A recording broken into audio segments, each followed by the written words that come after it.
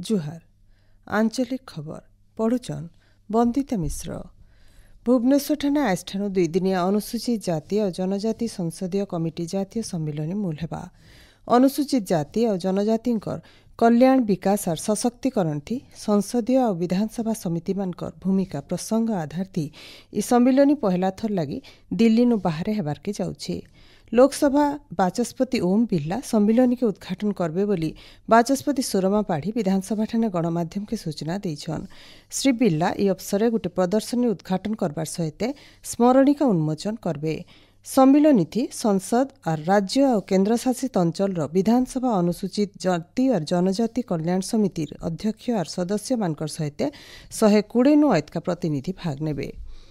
आज जातीय क्रीड़ा दिवस जातीय खेल हकीर किंबदंती पुरुष ध्यानचंद को सम्मान जनै करी फी बछर आजिर दिन के जातीय क्रीड़ा दिवस भावे पालन करा जाउछे।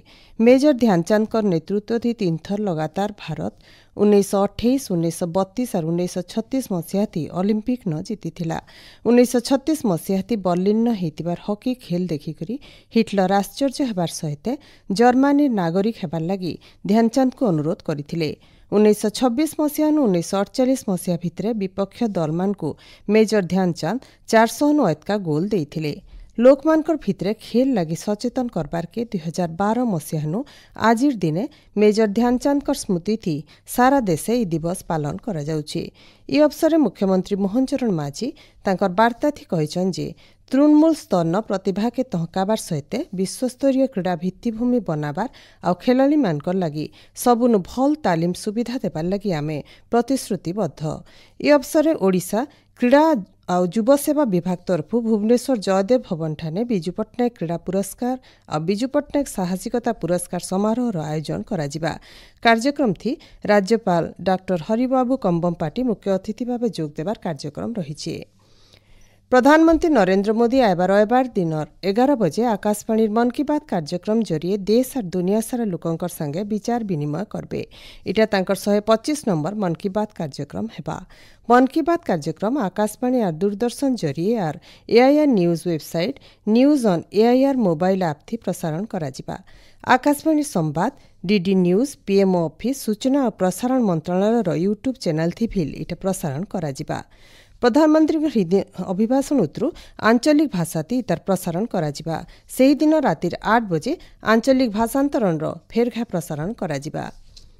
ई बस चलाचल क्षेत्र थी ओडिशा देशे 5 नंबर ठान हासिल करी सहरांचल परिवहन क्षेत्र थी गोटे माइल खुंटा हासिल करिचे। गृह निर्माण और नगर उन्नयन मंत्री डॉक्टर कृष्णचंद्र महापात्र कहिछन ई परिवहन क्षेत्र थी ओडिशार अग्रगति परिवेश और लोकमानकर लगी राज्य सरकार कर प्रतिबद्धता के प्रतिफलित करुचे। सारा देशे इहादे 14,329 टा ई बस चलाचल करुचे। राज्य 450 टा ई बस चलाचल करुथबार आयबा दिने ई संख्या 1000 पार करबार योजना अच्छे। संबलपुर बहुटे संभावना थिबार बेले दक्ष युवशक्ति भी लछन और संबलपुर प्रतिछवि के विश्व दरबार न पहुंचाबार लगी आमे सभे एकजुट होकर निजर दायित्व तुलाबार आवश्यकता अच्छे बोली केंद्र शिक्षा मंत्री और संबलपुर सांसद धर्मेंद्र प्रधान कहिछन। गलाकाल ओडिशा सांस्कृतिक समाज पंडित लक्ष्मीनारायण सांस्कृतिक संसद और समलेश्वरी युव संघ तरफ होइतिबार अलगा अलगा नुआखाई भेटघाट कार्यक्रम थी मंत्री श्री प्रधान जोग देइथिले। प्रतिभावान व्यक्तिविशेष और अनुष्ठान के श्री प्रधान सम्मानित करिछन।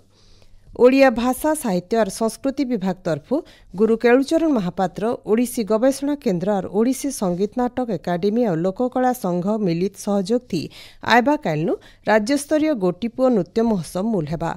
3 दिनिया महोत्सव थी 20टा दल भाग नेबे। बिहार राजगीर ठाणे आजठानु हॉकी एशिया कप मूल हेबा। चैंपियन दल 2026 हॉकी विश्वकप लगी सीधासलख योग्यता हासिल करबे। इथि मोट 8टा दल 2टा ग्रुप थी खेलबे। पहला दिने आज 4टा मैच खेला जिबा। भारतीय दल के हरमनप्रीत सिंह प्रतिनिधित्व करुथबार बेले 2 जन ओडिया ओलंपियन अमित रोहिदास और शिलानंद लाकरा सामिल अछन। बंगोपसागर न हेतिबा लघुचाप पश्चिम उत्तर पश्चिम दिक्के गति करुचे। इतार बोले राज्यर भिन्न भिन्न जगह न वर्षा लगी रही। आयबा 24 घंटा भितरे चढ़क मारबार सहित जबर वर्षा के नेकर राज्यर सबु जिला के भुवनेश्वर आंचलिक पाणीपाग विज्ञान केन्द्र तरफ सतर्क सूचना जारी करा जाइछे। एछिनी रांचलिक खबर इन शेषला आरबला रांचलिक खबर सुनी परबे राति 7:02 थी। जुहार।